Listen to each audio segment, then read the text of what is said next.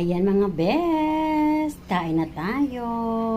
Kayo ba ay bit nyo rin ang ganitong ulam? Bulang lang na upo at alam nyo ba? Ang nilagay ko dyan ay luya lang. Sobrang sarap niyan guys. At alam mong partner niyan? Ayan. Hindi ko alam kung anong isda to. Ito ay daing, no? Maliliit lang siyang isda pero boneless siya. Tingnan nyo. Ayan. At ito yung kanyang surface. Comment down below guys kung anong pangalan ng isda nito. Napakasarap nito guys. Galing daw siya sa Masbate. Ayan, yung nagtitinda niyan ay galing daw sa Masbate. Yung isda na yan. Sobrang sarap niyan. At very very crunchy. Sampulan ko kayo ha.